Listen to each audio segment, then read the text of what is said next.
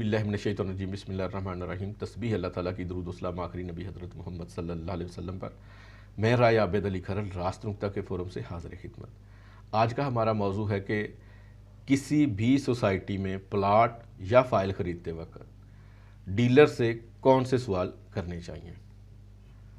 عام طور پر یہ ہوتا ہے کہ جب بھی ہم کسی سوسائٹی میں کوئی پلاٹ یا فائل خریدنا چاہتے ہوں تو بہت کم ایسا ہوتا ہے کہ اصل مالک کے ساتھ ہماری جان پہچان ہو اور وہ اصل مالک ہم سے مل لے اور اس سے ہم بارگیننگ کر کے معاملات طے کر لیں۔ عام طور پر یہی ہوتا ہے کہ جب بھی ہم کسی سوسائٹی میں کوئی پلاٹ یا فائل خریدنا چاہتے ہوں تو ہمیں ڈیلر سے، پراپرٹی ریئلٹر سے یا پراپرٹی کنسلٹنٹ وغیرہ سے ملنا ہوتا ہے۔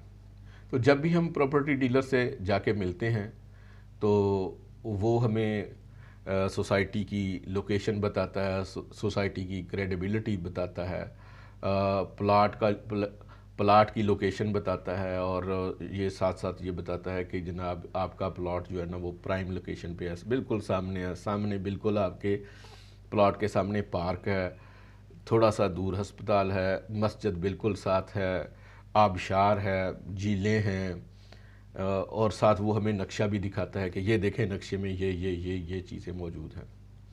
آپ ان کی بات تسلی سے سنیں، اس کے بعد چند ایک سوال جو کہ میں ایک ایک کر کے آپ کے سامنے گوش گزار کرتا ہوں اور تھوڑی تھوڑی اس کی تشریح بھی کر دوں گا، ان سے پوچھئے تاکہ آپ محفوظ طریقے سے اپنی رقم انویسٹ کر سکیں، بغیر دھوکے سے پلاٹ یا فائل آپ کی ہو جائے۔ تو نمبر 1، سوسائٹی کا سٹیٹس کیا ہے، یعنی کہ رجسٹرڈ ہے کہ ان رجسٹرڈ ہے۔ دوسرا سوال آپ نے پوچھنا ہے کہ پلاٹ یا فائل کی لوکیشن کیا ہے۔ تیسرا سوال آپ نے پوچھنا ہے کہ پلاٹ یا فائل کی کل قیمت کتنی ہے۔ چوتھا سوال آپ نے پوچھنا ہے کہ پلاٹ یا فائل کے ہڈن چارجز جو کہ ڈیولپمنٹ کے نام سے وصول کیے جاتے ہیں وہ کتنے ہیں بھی کہ نہیں ہیں۔ پانچواں سوال آپ نے پوچھنا ہے کہ رجسٹری یا جائیداد منتقل آپ کے نام کب ہوگی۔ چھٹا سوال آپ نے پوچھنا ہے کہ اقرار نامہ کو رجسٹرڈ کروانا ہے یا نوٹری کروانا ہے، یہ ضرور کرنا ہے اور ان سے ضرور یہ پوچھنا ہے۔ اور ساتواں سوال کہ اس میں ڈیلر کا کتنا کمیشن ہے۔ آٹھواں سوال کب تک پلاٹ کی شکل میں یہ فائل ہے یا پلاٹ ہے جو سوسائٹی میں ہے، کب تک پلاٹ کی شکل میں آ جائے گا، یعنی کہ پوزیشن وغیرہ کب مل جائے گا۔ پھر 9 نمبر پہ آپ نے پوچھنا ہے کہ اقساط کی رقم کیسے جمع کروانی ہے۔ نمبر 10، یہ ضروری ہے کہ آپ سیکنڈ اوپینین یعنی کہ کسی تیسرے بندے کی بھی رائے ضرور لے لیں اس کے حوالے سے۔ اور پھر سب سے آخر میں یہ پلاٹ کی تصدیق، پلاٹ کے کاغذات کی تصدیق وغیرہ ضرور کرنی ہے۔ آپ نے یہ بھی تصدیق کرنی ہے کہ پلاٹ گروی تو نہیں ہے، اور پھر یہ اضافی ہے کہ اس کا ریکارڈ کس ڈسٹرکٹ میں ہے۔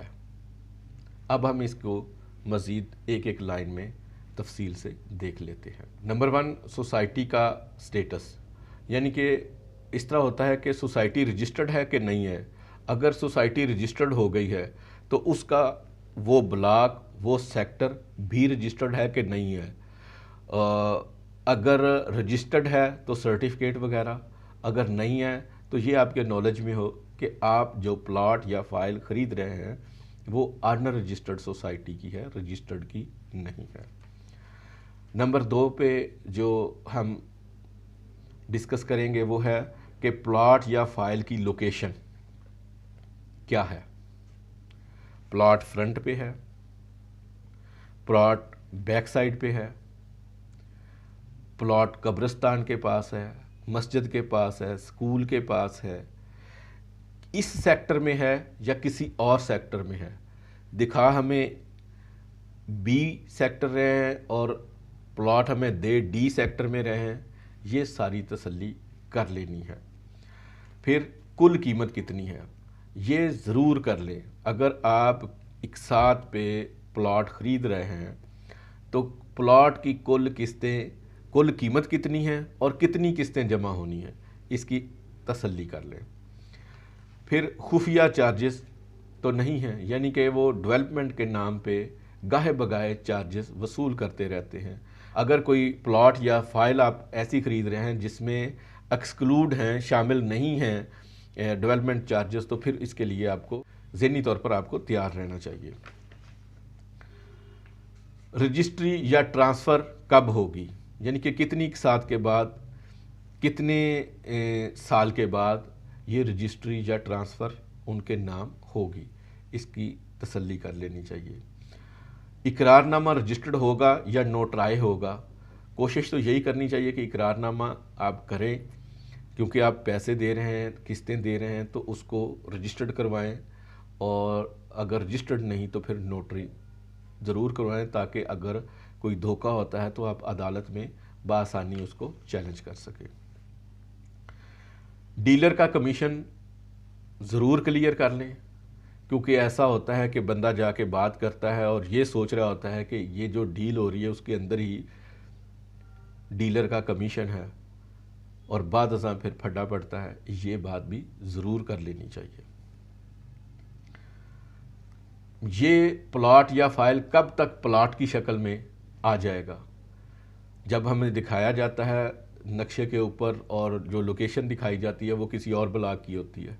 नक्शा तो फिर नक्शा है, असल वो 10 साल बाद या 5 साल बाद, अभी जो हमारे प्लॉट, जो हम प्लॉट या फाइल ख़रीद रहे होते हैं वहाँ पे अभी गड्ढे होते हैं, या फिर ज़राअत अभी हो रही होती है, खेत वगैरह होते हैं, तो उसने डेवलपमेंट होके कब तक प्लॉट की शक्ल में आना है, कब तक हमें मिलना है।